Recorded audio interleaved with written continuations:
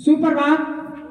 परम आदरणीय principal sir, आदरणीय एचओडी सर, हमारे फैकल्टी मेंबर्स, हमारे सीनियर्स एंड मेरे सहपाठी मित्र एंड मेरे प्यारे जूनियर्स, आप सभी को रिपब्लिक डे का हार्दिक बधाई देता हूं और शुभकामनाएं देता हूं। मैं अजीत कुमार 5th सेम का स्टूडेंट हूं।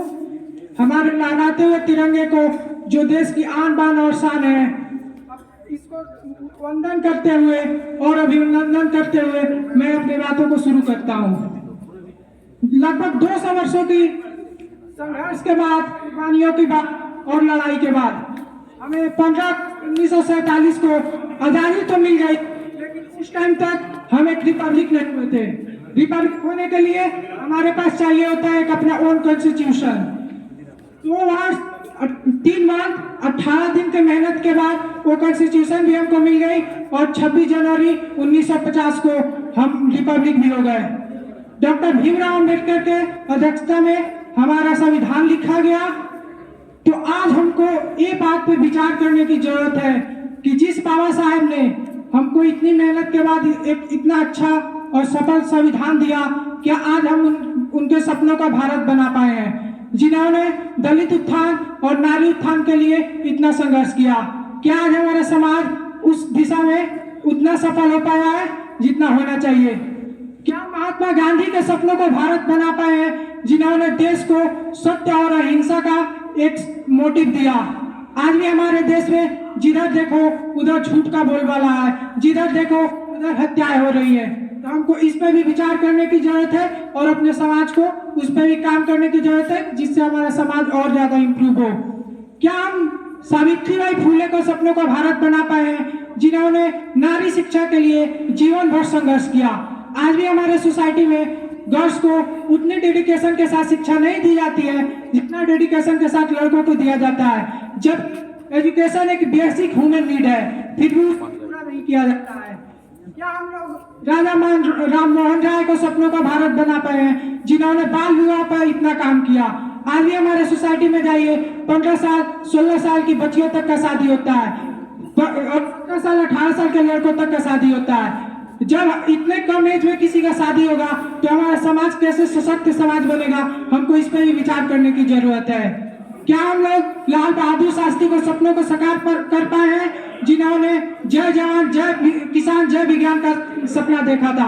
आज भी हमारे देश में जिधर देखो उधर किसान तो बदहाल है ही। हमारा टेक्नोलॉजी नो डाउट बहुत ग्रो किया है, लेकिन 21वीं सदी में जितना ग्रो करना चाहिए मेरे हिसाब से उतना नहीं किया है। तो उस पर भी हमको काम करने की जरूरत है, अपने टेक्नोलॉजी को और इम्प्रूव करने की जरूरत है। क्या हम लोग सरदार पटेल जी के सपनों को साकार कर पाए, जिन्होंने अखंड भारत के लिए उतना संघर्ष किया और सारी रियासतों को एक किया? आज भी हमारे देश में हर हिस्से में अलगाववाद का समस्या है।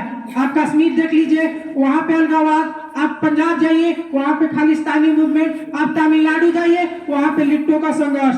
आप असम चले जाइए, वहाँ पर उल्फा का मूवमेंट। और देश के विभिन्न हिस्सों में नक्सलवाद तो है ही। तो हमको उस पर भी सोचने की आज जरूरत है। क्या हम लोग अटल जी के सपनों को साकार कर पाए, जिन्होंने कहा था आजादी अभी अधूरी है? एक दिन हम लोग गिलगिट से गारो पर्वत तक आजादी का पर्व मनाए, तो वो समस्या भी अभी जस का तस है। आज रिपब्लिक डे पे हम लोग को अपने डेमोक्रेसी में भी एक नजर देखना चाहिए। क्या हमारा डेमोक्रेसी उतना सशक्त है जितना होना चाहिए? हमारे डेमोक्रेसी का 4 पिलर जो होते हैं, विधायिका, कार्यपालिका, न्यायपालिका और पत्रकारिता, वो चारों पिलर में कहीं ना कहीं सेंध लगा हुआ है। हमारा विधायिका तो भ्रष्ट है ही। आप जितनी नेताओं को देख लीजिए, बहुत कम ही नेता आपको मिलेंगे जो भ्रष्टाचारी नहीं हो। हमारा कार्यपालिका, आप किसी भी ऑफिस में जाइए, वहां पे भी आपको बिना रिश्वत दिए हुए काम नहीं होता है। हमारा न्यायपालिका भी कहीं ना कहीं हर बहुत सारी चीजों से इन्फ्लुएंस्ड है। और हमारा पत्रकारिता, वो तो अपने फ्रीडम ऑफ स्पीच का यूज नहीं मिस यूज करता है हमेशा, वो भी कहीं ना कहीं इससे इन्फ्लुएंस है। हमारे पत्रकारिता को जो एक्चुअल काम करना चाहिए, हमारे सोसाइटी को समस्याओं को देखना चाहिए, वो नहीं देखता है। हम लोग अपने गौरवशाली इतिहास में गौरव तो बहुत करते हैं कि हमारे पास ये था, वो था, बहुत कुछ था, लेकिन यार हमारे पास अभी है क्या? हमको उस पर सोचने और काम करने की जरूरत है।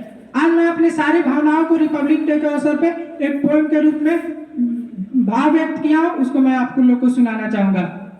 भारत भूमि रहे अखंड, भारत भूमि रहे अखंड, केशों को रक्त से धोने वाली द्रौपदी सा अभिमान हो। भारत भूमि रहे अखंड, केशों को रक्त से धोने वाली द्रौपदी सा अभिमान हो। और यूनानियों को कसने वाला चंद्रगुप्त सा शौर्यवान हो। सिकंदर की भी वापस भेज दे, सिकंदर को भी वापस भेज दे, उस पोरस सा बलवान हो। और घनानंद को रंग बना दिया, उस कौटल्य सा अभिमान हो। आवाज शपथ ले, इस भारत भूमि को फिर से अखंड बनाएंगे और वो गौरवशाली स्थान दिलाएंगे जिसका हर जगह सम्मान हो। वंदे मातरम। जय हिंद, जय भारत।